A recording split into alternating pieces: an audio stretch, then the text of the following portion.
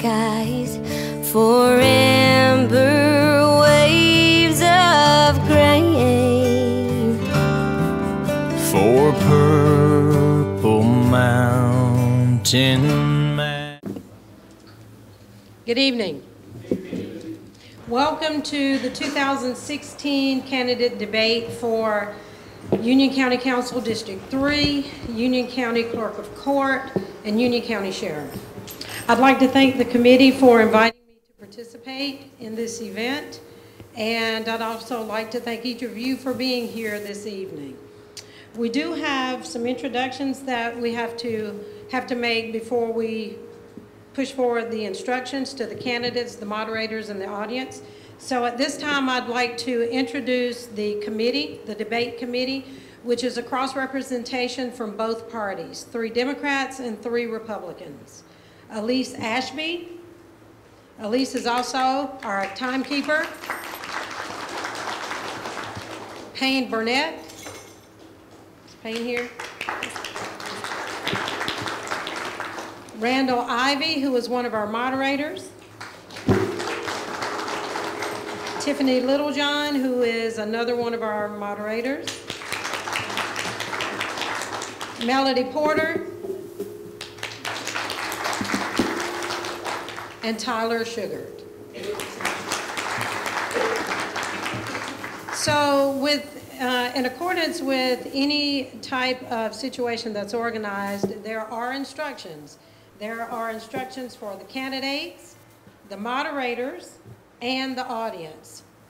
First, for the candidates. Each candidate will be given 1 minute to introduce himself or herself.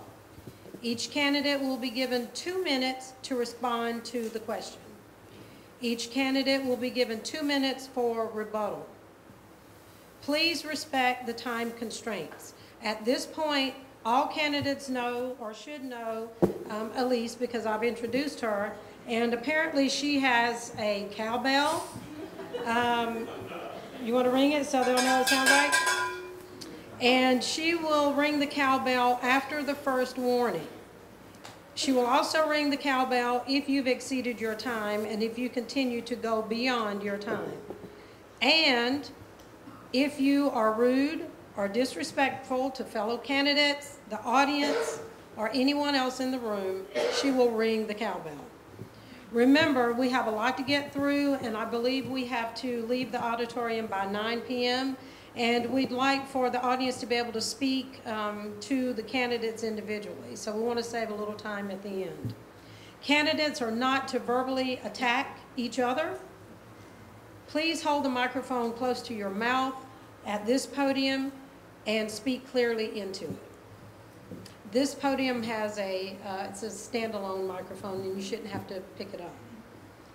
Now, instructions for the moderators. You are only to ask questions. The first questions will come from those previously given to the candidates.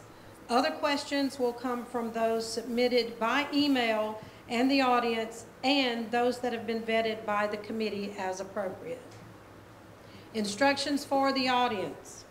The audience is encouraged to write all questions down for all or specific candidates. So if you have questions and you did not drop your questions into the pumpkin at the front as you walked in, you may do so at this time.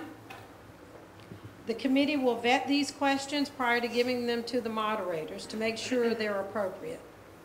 If the audience questions are not asked, they can ask candidates afterwards. That's why we want to leave a little time after the debate.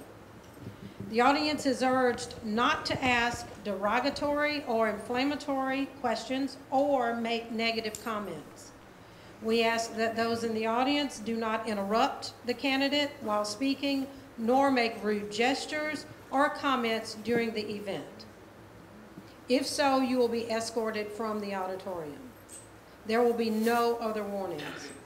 Just some general information. The restrooms are through the doors on either side of the stage.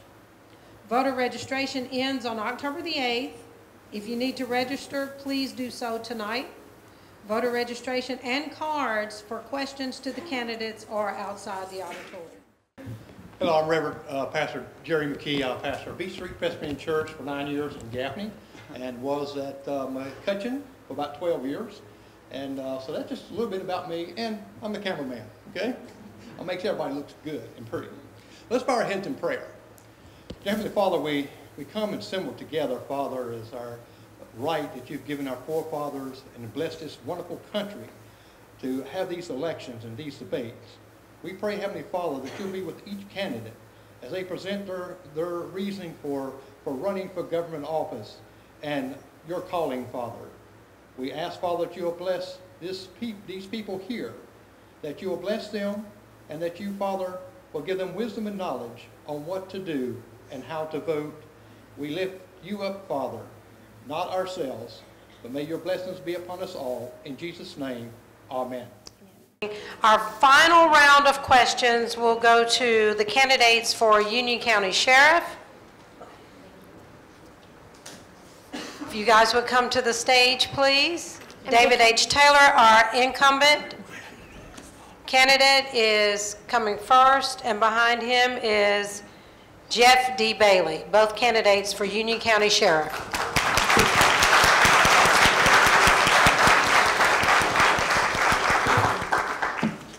Good evening, gentlemen. I've said it for the past two, so I'm going to say it again. Who's lucky number one? Wasn't me. All right, just as a reminder, you'll both have 1 minute to introduce yourselves. And Mr. Bailey, since you are number one, you have the floor. Okay, I'd like to thank everybody here tonight. I'd like to thank the Republican and Democratic Party, the moderators. I'm 51 years old. I've been a resident of Union County for right at 30 years now. Married to my wife, Kim Bailey, for 28 years. I've got a senior in high school, Ethan Bailey. I've got a junior at University of South Carolina. He's a junior there. My mom and dad's in the audience tonight.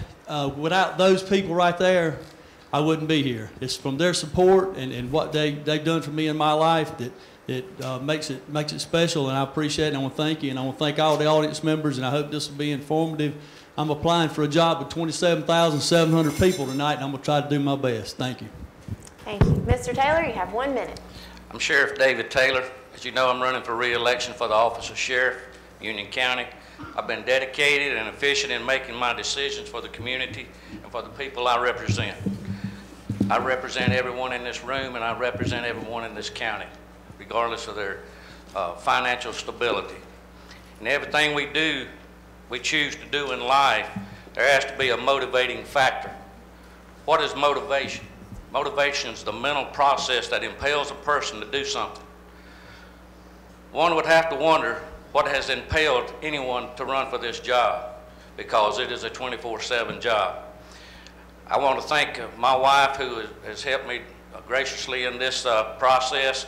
My mother's here, my children, and my grandchildren. I have 8 grandchildren and 4 children, and they are my future, and that's why I'm here doing what I do. Thank you. This question will go to both of you, but Mr. Bailey, you're number one, so you will go first. Why are you running for the position of sheriff, and what are the qualifications for the position that you are running for? A lot of people have asked me that question. I had a job with the magistrate's office. I've been a judge for 18 years. I could have stayed there until I was 72 years old. Didn't have any problems, but I gave my salary up. I gave my health insurance up, and that's why I'm in this race. I want you to understand, I give up something to be in this race. It's not just that I woke up one morning and want to be sheriff. There's some things that I've seen over the years as a judge that I didn't think was right. I didn't think it was the right thing to be doing. And so I think I felt like I owed it to the people of Union County to stand up and make this leap of faith and try to do something about it. I think I've got some better ideas for change and what we need to do with the Sheriff's Department. My qualifications are I've got a BS degree from University of South Carolina in management. I worked for probation and parole for 7 years, where I was certified to carry a weapon, make arrests, supervise parolees, probationers, did extraditions. After that, I started a small business, ran that for a few years, and I was appointed magistrate in Union County. I did that for 18 years, like I said. But I guess people want to know what has a small business got to do with this? Well, the Sheriff's Department's got a $3.7 million a year budget. And with that budget, you have to have management skills to manage that money, because it's always said we never have enough money in the budget. I beg to differ with you. I believe that I can find that money and I can put it to better use. That's what I'm telling the people of Union County. So with that being said, thank you.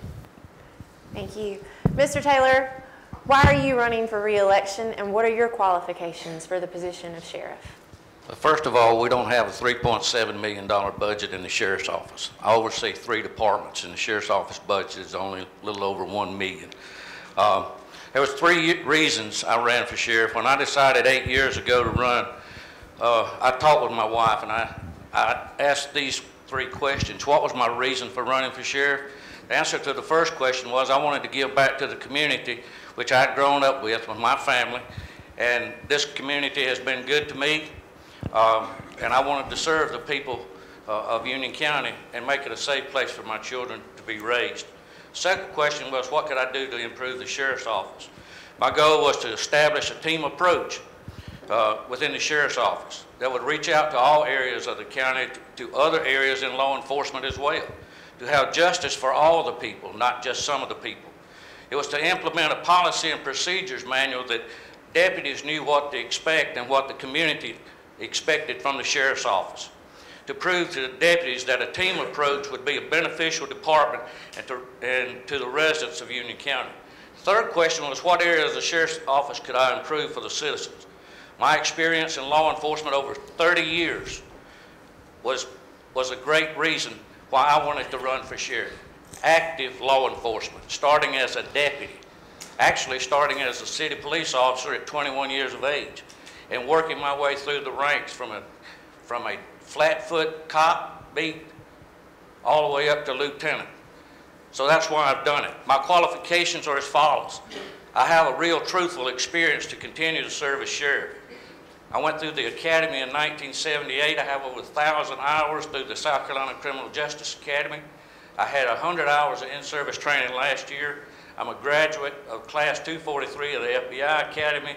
I've been through advanced jail training, certified criminal investigator, interview and interrogation techniques, Thank you, and other areas. Thank you. All right. Mr. Bailey, in your view, what are the biggest issues facing the Sheriff's Department at this time? The biggest issues that facing the department this time is there's a terrible drug abuse problem. There's a terrible drug problem in Union County. We've got some facilities here in Union that offer jobs, but we got people who can't pass a drug test in order to take those jobs. So I think that the biggest problem being the drugs, we need to do something to be more proactive and interactive with the community, try to get in our schools, try to get to those kids and educate them on the uses of drugs and what it causes. Once we get that taken care of, we need to get into the community and let the community know exactly where we stand and how we're going to combat this problem with drugs. Thank you. Thank you. Mr. Taylor? One of the biggest issues facing the Sheriff's Office, facing Union County, we live in a county that's not flourishing with budget revenue. You can't spend money if you hadn't got money. We don't have money. If you don't believe it, you can go look in the courthouse and you can look at all of our records and you can see where the money is being spent. Our tax base is not flourishing with revenue. I think every department has to be considerate of every department. I'd like to have the most money, and I'm sure the recreation department would like to have the most money. But we have to work as a team, as department heads, to get that done. We're not going to have the ability to hire new people. We're working with budget constraints. One of those things that we need to do in the Sheriff's Office to make us run more efficient is to have laptop computers in all cars. Just think, 8 years ago when I took over as sheriff, we were still doing incident reports on paper. You could go to Spartanburg County and they already had laptop computers in their car. We are behind the times. We don't have money to hire new people. If you want to see what my budget is, I'll be glad to open it up and show it to you. I have about $60-something thousand to operate the sheriff's office budget, day-to-day expenditures off of. The rest of it is salaries. And I have 33 employees. Drugs are a problem. But it is not the sheriff's office responsibility to treat drugs. That's alcohol and drug treatment. It's not, we can't go into the schools unless the schools let us in. So we have to know what our responsibilities are as the sheriff's office. Thank you. Mr. Bailey, any rebuttal?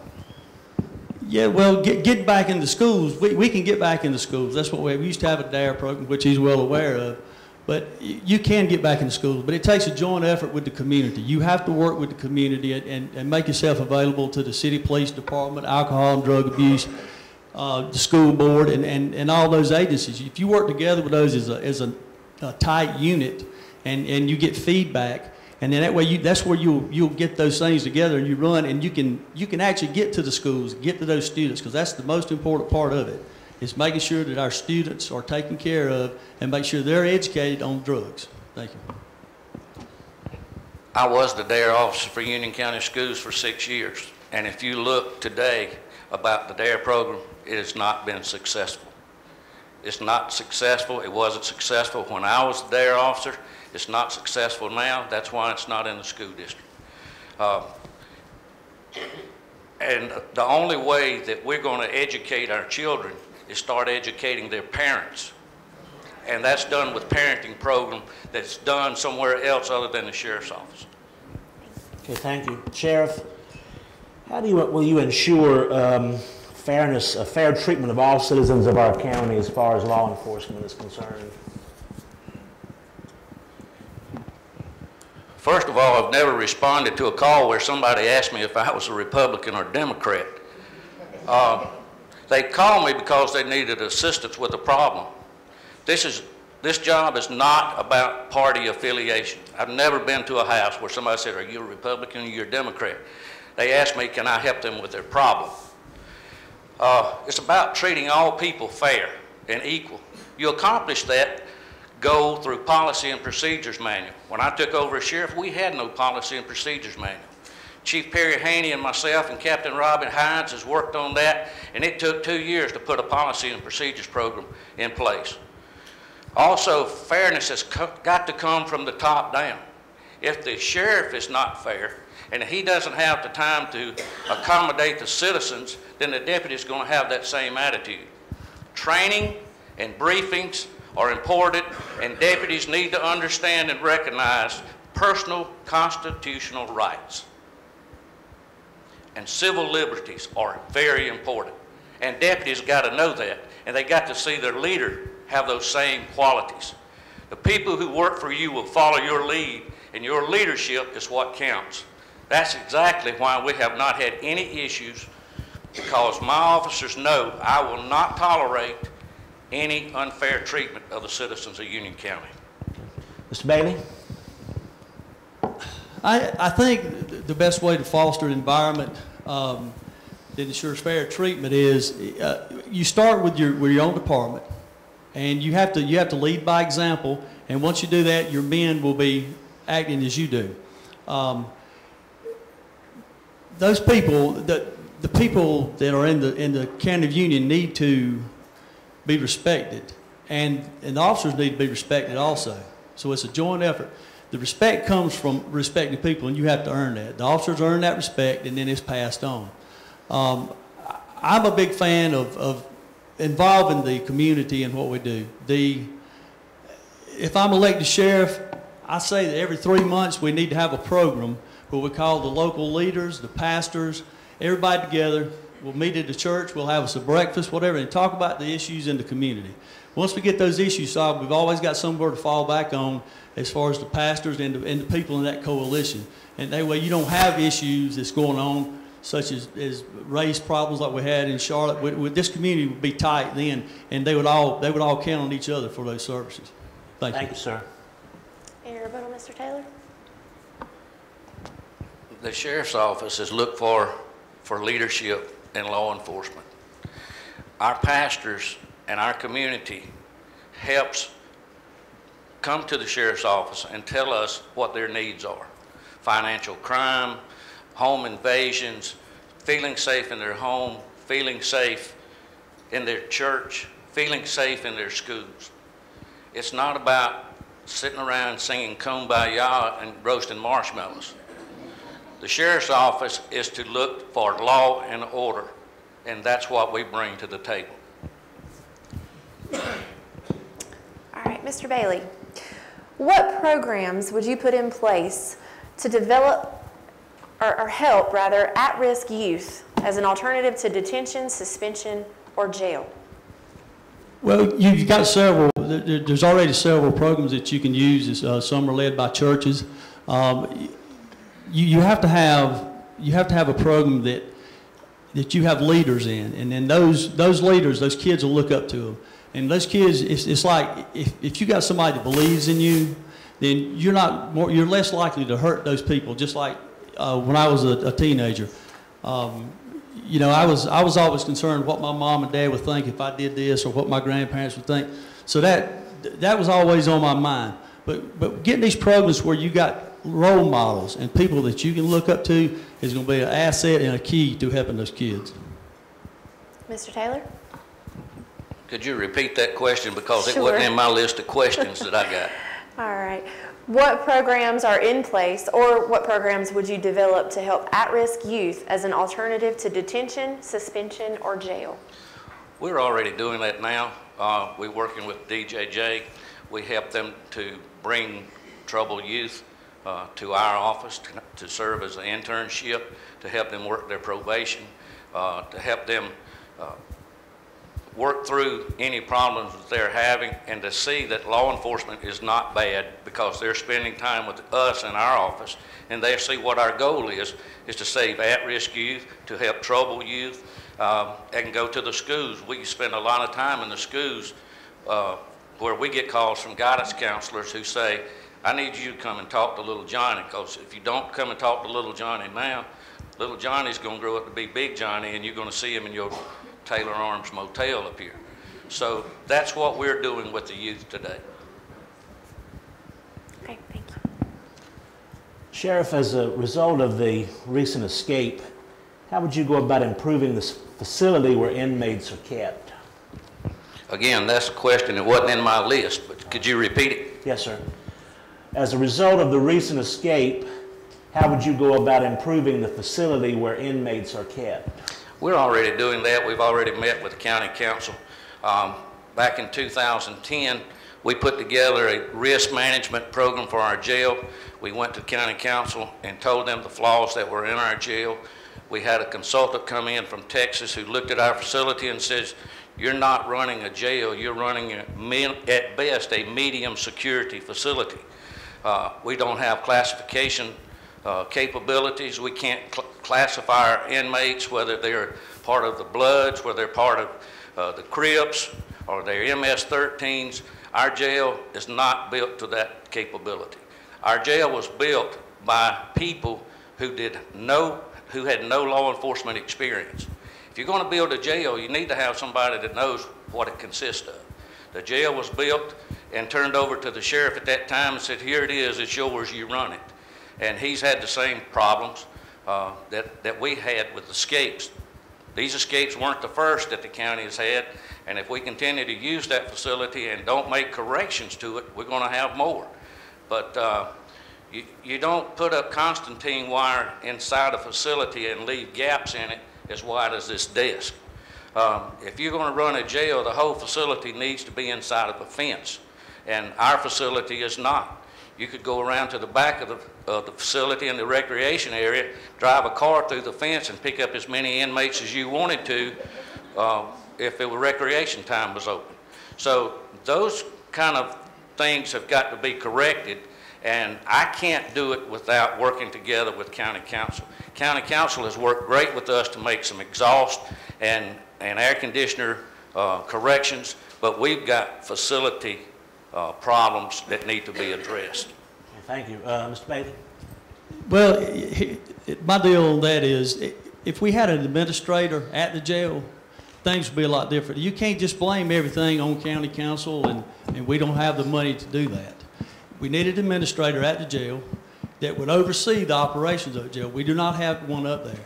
We have people that are in charge, say, such as a sergeant or a lieutenant, whatever their ranking is up there, but you don't have exactly an administrator. So, and if these things are so bad about the fence and the way it was built, well, you shouldn't put them in the rec yard. If you can't hold them in there, don't put them in there, because that's the whole purpose, is to keep them in there. But what I don't understand with that escape is how do you put a murderer, alleged murderer, how do you put him out in the yard and no supervision? I mean, that's my biggest question. And how was he out there long enough that he can cut through the wire? I don't think he just walked through it. He had to cut through it with something. So somebody had to give him something, because from what the stories tell, he had a blanket. Sheriff, did you want to rebut? This is a perfect example of not knowing anything about a jail, because he's never worked in a jail, and he hadn't been in that facility, only as a magistrate to let people out on PR bonds. But the jail is set up, just as I said in the beginning, where you can't classify inmates. When you can't classify murderers in one spot and regular Joe Blow who comes in on a public drunk, and you don't have a facility that's only built to house 50 people, and we got 63 and 64 in there on a daily basis, it's kind of hard to classify those inmates. Plus, they wasn't out on the rec yard. They were in a fenced-in area that is used the same kind of fencing to house dogs in the animal shelter. That's the problem. Thank you. Mr. Bailey, any rebuttal? Well, I mean, if we know the fence is that bad a shape, why did we let them get out there? I mean, that's the whole problem there. They got out there somehow. That's right, because they're required to be recreationed by the Department of Corrections. Under supervision. They're supposed to be supervised. All right, one at a time. Is that all we had to say on that subject? No, ma'am. They were supervised. That's why they were caught in 4 minutes once they had escaped. Okay, Mr. Bailey? I'm not sure about that. They were caught in 4 minutes? They were caught that they had been escaped in 4 minutes. They were missing. But I'm saying you didn't apprehend them till hours later. They were caught missing in 4 minutes. Okay. Thank you. All right, thank you, gentlemen. All right, we've got a question for the sheriff from the audience. This did not originate from the community, from the committee rather, but from the audience. Says, Mr. Taylor, the sheriff's office has a $3.7 million budget, but you say that y'all do not have enough money. Please explain. I answered that question earlier. We do not have a $3.7 million sheriff's office budget. We only have a little over $1 million, less than $2 million, so it's not a $3.7 million budget. I tell you what I do have. I have my budget breakdown, and be glad to share that with you.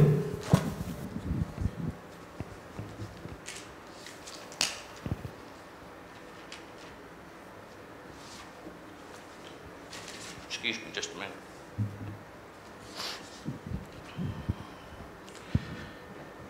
The sheriff's office budget is $1.9 million. $1.8 million of that is salaries, insurance, Social Security, and workers' compensation. 1.8 out of 1.9. That leaves me $61,600 to train, print, specialized departmental supplies, informant money, reserve program, prisoner transport, and a whopping $3,500 on vehicle maintenance. $61,000. So I want to know where that extra personnel is coming in the budget. Well, what we're not bothering to say is the $3.7 million a year budget comes from the jail, the sheriff's department, and 911. Now, he's actually over 3 departments and 3 budgets. So that's where I'm getting $3.7 million. That's not what you said to start with. You said the shirt's office budget was $3.7 million. That was my mistake. I own up to that. But that's where okay, we'll talk about the jail budget. 1.94. $1.94. $1,094,000. $1,003,231 of that is salaries, insurance, Social Security, workers' comp, and professional services. That leaves me a whopping $91,000 to have communications, buy uniforms for my deputies, my jailers, training, operating expense, printing and office supplies, specialized departmental supplies, juvenile detention, which we can't house juveniles, so they go to another facility, transport prisoners, and capital improvements. $91,000 a year I get to operate that. Okay, let's take out $20,000 for medical. Let's take out $20,000 for juvenile detention that we have to pay somebody else to house. So out of that $91,000, let's take out $40,000. So, dang, that don't leave much to operate with, does it? Mr. Bailey? Well, here's the problem. I know for a fact that you can take that budget and you can trim down some of the excess fat. I know he's telling you there's no fat there, but I'm telling you the truth. You can take that budget and you can cut it down and you can put more men on the road and that will put more men on the road, which will protect the citizens of Union County. I'm telling you it can be done. I really don't want to go into details of how that can be done right this minute, but I'm telling you it is possible. He can't give it in detail right now. But I can tell you 2 years ago, he prepared the magistrate's office budget. $357,000 was the magistrate's budget. County council came to every department head and said, cut 10% out of your budget. Not only did he not cut no money out of it, he came in and asked for more money. All he was asked to do was cut $37,000 out of $357,000, and he couldn't do it. That's absolutely. But he can manage my budget. No, I can. But let me tell you, that is a lie. That is an absolute lie. Because Mr. Ford, you want to answer that? Gentlemen, just a reminder, one at a time, and let me please remind the audience, if you could please just keep your noise down. Let's do it one at a time. I went to the meeting and talked to county council, and we've got 2 girls in our office. There were 2 full-time magistrates in there. The workload on 2 girls is almost impossible now. They steady work the whole time they're there. I couldn't give up. I couldn't give up 1 girl in that office because one girl can't answer all the phone calls, deal with all the people that we have coming in there every day. It was just impossible to do that. And I never asked for any more money. I did not ask for any more money for our budget. In fact, if you'll go back and look at the budgets over the last 6 years that I've done, I have left money in there. There was money left over when I got through. And you go back, it's public record. Go back and look and see exactly. And sometimes it was close to $20,000 or $30,000. Well, it sounds like that's where the budget needed to be cut so the money could go in the sheriff's office. But there's county council people here in this audience. If you doubt what I said happened 2 years ago, ask those people and the county supervisor. It's on the record. All you have to do is go pull the record. All right. Thank you for that, gentlemen. We have a question from a member of the audience who is also a USC-Union student. Mr. Bailey, since you were number 1, this will go to you first. As sheriff, would you be open to hiring younger or university-age students to help keep in touch with the younger population, as well as to add a perspective from a member of Union's college-age population that could help better combat the drug problem, as they are likely more aware or in touch with it? Yes, like the article in the paper that was written, I think we need what they call a junior explorer program. And you'll have those kids, and what that does, that motivates those kids to want to have a career in law enforcement and go on and continue their education, which that's the most important thing, is their education. But this would motivate them. They could see what goes on in law enforcement. They could assist in special events, non-dangerous, of course. And when you do that, you're making an invigorating environment, too. One thing that we have to do is encourage our young people to take over. And when I decide to give up sheriff of Union County, I want there to be somebody that is qualified and ready to step in and do that. And the only way we can do that is foster our young people into the field. Right now is not a good time to be doing that with everybody condemning law enforcement officers from every angle. And it's hard to recruit because there's other jobs out there that are more attractive and pay better money. We always heard police. And they said, what is the police? It's the poorest man in town and least thought of. And that's still pretty much the outlook today. So it's hard to recruit, but you can do that through other fields, through science. We're in an age now where technology is top of the line, and you can get into law enforcement in that areas. Mr. Bailey? Well, just to say something about technology, we adapt to technology, we evolve into technology. So, of course, when Sheriff took office, he might not have had computers in his car, but after 8 years, and he's working toward it, that's a great thing. I think they need that. But it's not anything special. It's just we're evolving. We're going to technology. And it's always going to be there. It's going to be way ahead of us. So that's what we just have to keep our eye on. It's just like 8 years from now, there'll be technology that he never knew about, that we're not thinking about right now. But we have to evolve as human beings to our technology. All right. Do we have any more questions?